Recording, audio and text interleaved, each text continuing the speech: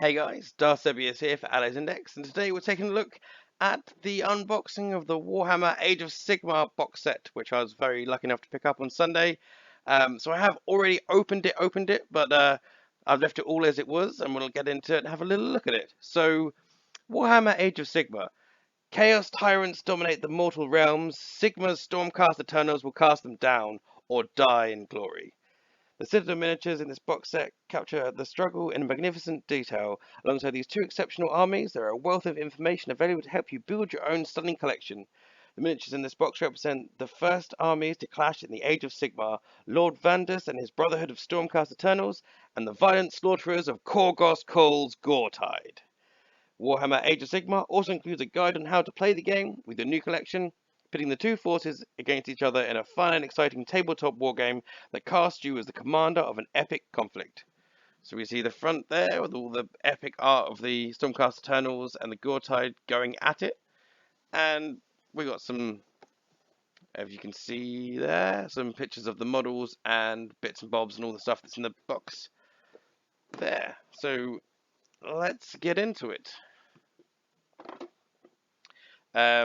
So as you can see at the top here, we've got the new measuring rulers. These are 1 to 18 inch, one for each player.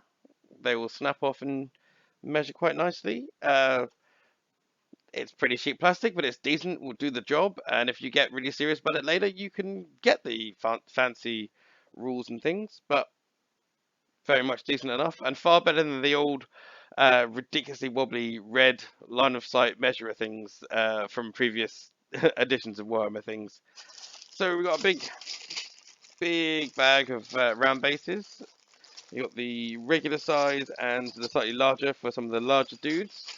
I know it's been quite controversial, the move to round bases, but remember, round bases are now the norm. Square bases and round bases, anything's fine for Age of Sigmar. So that's those there. And then we get into the sprues.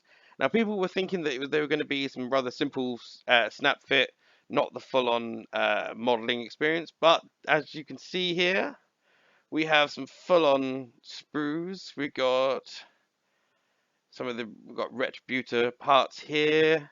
We've got a bunch of the old Khorne Blood Reavers there, and lots of bits. And those Sigmarite shields look awesome. And the detail on these models really is great. It might be difficult for you to see these sprues, but there's one big double sprue there. And when you see the models up close, we had a demo game at our local shop leading up to the midnight release last Friday, and seeing them painted like properly and up close, these models are wonderful. Another big sprue. We got more Retributors and Blood Reavers there. More of those shields.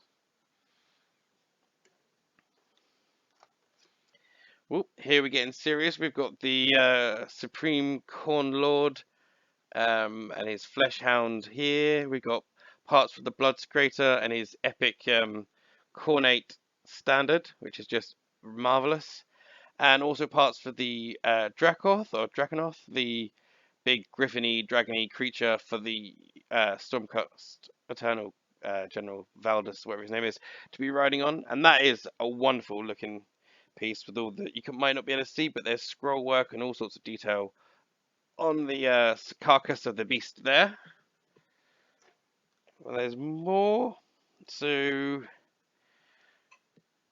you've got Bloodstoker down here. He's a crazy beastmaster with whips and stuff. He's like an evil version of the Rancor trainer from Return of the Jedi. We've got some of the Blood Warrior parts here. We've got the Kugoth, the big fantasy Hellbrute, and all the loads of crazy bits of his tusks and things to add on to him there. These are some serious sprues. These are some serious models. I can't wait to actually start cracking on with them. Although anyone knows my modeling will take me a while and not necessarily look that great. And here we've got the on this side we've got the epic standard for the Stormcast Eternals. I can't quite remember that guy's called at the moment. But he has this wonderful standard piece here, and we've got some more tassels and wings and Retributor stuff there, and another couple of shoulder pads and shields. So So you got one big sprue, two big sprues, three big sprues, four big sprues, five. That's a serious amount of stuff there. It's, yeah, awesome, and I just can't wait to get cracking. It's almost daunting quite how much there is here, but it's all beautiful stuff, and I really look forward to working on those. It's 47 models in total. It's two less than Dark Vengeance. It's a little bit more expensive than Dark Vengeance, but with that Dracoth and the Kugoth and the size and scale of these models, they're much bigger than some of the 40k stuff and some of the like fantasy stuff. These are some serious, sizable stuff and good fun. Also, we got some loose, the extra larger bases for the lords and the creatures. We got a little baggie of dice, 3, 6, 9, 12 dice, which is mostly enough to get going, although you probably need more if everybody's attacking. So then this all came in one plastic sheet. There's one, we've got the kind of background and War Scrolls book here, which I'll look at a bit more in a moment. And also in here, yeah, sorry, the reason it's open is I was too excited. I wanted to get in, I wanted to start reading about all this good stuff. So I'm sorry that I couldn't wait. We have the rules, the 4 pages, nice laminated, not laminated, but nice quality carbony papery stuff. Rules. I know people have gone mad about there's only 4 pages of rules, but like I said, I played one game, demo game, and I had a lot of fun, and I really look forward to playing some more. And there are supposedly more rules coming. So we got the booklet here, some black and white artwork on the front, and all the pictures of the models on the back. And this has all the building of these epic things. The old step-by-step pieces help you, yeah, help you get all this stuff put together, which is very nice. All the way through. Yeah, very nice. Oh, and also loose in the bottom here, we have the black and white. Oh, if I get all close, lean in, you can't really see the white, but they're black and white Stormcast Eternal symbols. So you've got lightning strikes, you've got a 4-pointed star, you've got a crescent moon, and obviously the twin-tailed comet of Sigmar himself. So these can be put on the shoulder pads. Very nice. But this is what I basically opened the box early for because I got really excited. Let's put that back on here. So this is, yeah, this is the kind of essentially the little fluff and rule book. So getting into it, there is some really beautiful art that's coming along with some of this Age of Sigmar stuff. Also along with some really nice shots of the painted models. Very, very nice. And as we flick through, we start getting a little bit talking about we've got another great piece of artwork here, and also it mentions all the different realm gates down the side, and tells you a little bit about those and how they came to get to the realm gates. It goes into the Dominion of Chaos, talking about how the Chaos basically took over most of the realms while Sigmar was basically building his forces, because now Sigmar is back and he wants to take back all the realms and fight Chaos off. Again, more just cracking art in here. Very, very nice. But talking about the Celestial Realm, basically where Sigmar and his boys live and do their armory, all their silver stuff. I've got a bit of an explanation here about the 4 factions that we have. So for Order, you've got Sigmar, all his Golden Stormbringer, Stormcast Eternals. You've also got elves, the elves with an A on the end, beginning, sorry. And generally anyone who's good, it falls under the Order kind of category. I'll talk more about the fluff maybe in another video once I've had a chance to really accumulate myself in it.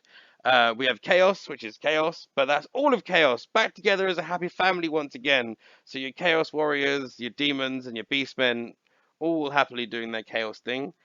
You also have Death, which is Nagash's bag. Basically, Nagash is king in charge of death, and all the kind of Tomb Kingsy vampire, countsy, ghosty, ghouly things fall under his purview, and that makes up the Death faction. And we also have Destruction. Destruction is your Aurochs, previously Orcs, but Aurochs now, and your Ogres or Ogres, previously Ogres. Basically, those big things, wild things, beastie things that just kind of want to fuck shit up rather than yeah, getting down in any other way. So we have order, good guys, chaos.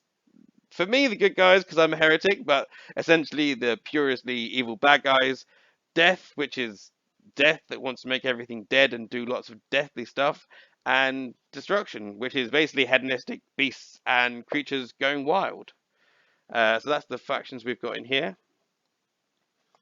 Talks a little bit more about the Stormcast Eternals and how kind of they are their makeup and how they're sort of force organization type things.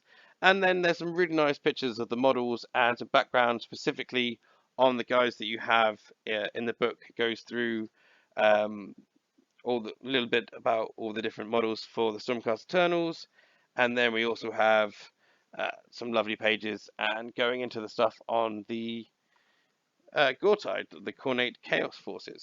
So that's very nice, and lots of lovely pictures of the models.